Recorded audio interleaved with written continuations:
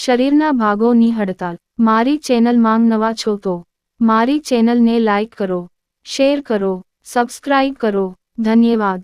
એકવાર શરીરના તમામ અંગો એકબીજા સાથે વાત કરી રહ્યા હતા. વાત કરતી વખતે શરીરના અવયવોએ પેટને કહ્યું, તું કંઈ ન કરતો, અમે બધી મહેનત કરીએ છીએ અને તું બેસીને જમી લે, કોઈક વાર કામ કર.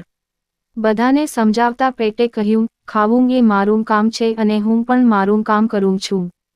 પેટની વાત સાંભળીને પગે કહ્યું, હું આખો દિવસ ચાલું છું, તો જ પેટ માટે ભોજનની વ્યવસ્થા થાય છે.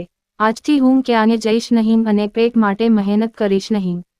હાથ બોલ્યા, અમે પણ આખો દિવસ મહેનત કરીએ છીએ અને પૈસા સરળતાથી કમાઈએ છીએ. આજથી અમે અને અમારી આંગળીઓ પણ હડતાલ પર છે. મોંને કહ્યું, હું પણ હડતાળ પર છું અને મારા દાંત અને જડબા મારી સાથે કોઈ મહેનત નહીં કરે. આ રીતે શરીરના તમામ અંગો ભેગા થઈ ગયા અને હડતાળ શરૂ કરી. હડતાલને કારણે પેટને ખોરાક મળતો ન હતો અને ખોરાકના અભાવે પોષક તત્વો શરીરના તમામ અંગો સુધી પહોંચી શકતા ન હતા.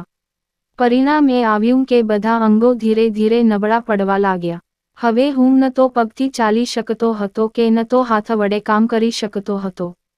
તેનું મોં પણ બહુ બોલી શકતું ન હતું અને હવે તે પણ શાંત રહેવા લાગ્યો.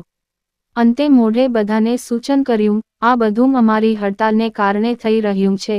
ન તો અમે હડતાળ પર ગયા હોત અને ન આ બધું થયું હોત.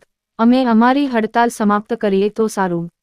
સૂચનને પગલે શરીરના તમામ અંગોએ હડતાળ પાછી ખેંચી લીધી અને ધીમે ધીમે બધાની તબિયતમાં સુધારો થવા લાગ્યો. બધાં ફરી સ્વસ્થ થયાં ત્યારે પેટે કહ્યું, જુઓ, કોઈનું કામ નાનું મોટું નથી હોતું. પગ અહીંથી ત્યાંથી ખાદ્ય પદાર્થો લાવે છે, હાથ મોં પર લઈ જાય છે અને દાંત તેને ચાવે છે અને આપે છે. પેટ અને હું છું, હું પાચક રસ કાઢીને તમને બધાને આપું છું અને તેનાથી તમે બધા મજબૂત અને શક્તિશાળી બનો છો. તમામ અંગોને પોતાની ભૂલ સમજાઈ અને ફરી ક્યારેય હડતાળ પર ઉતર્યા નહીં. બોધ.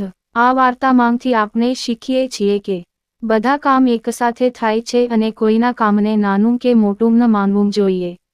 પૂરી વાર્તા સાંભળવા માટે ધન્યવાદ.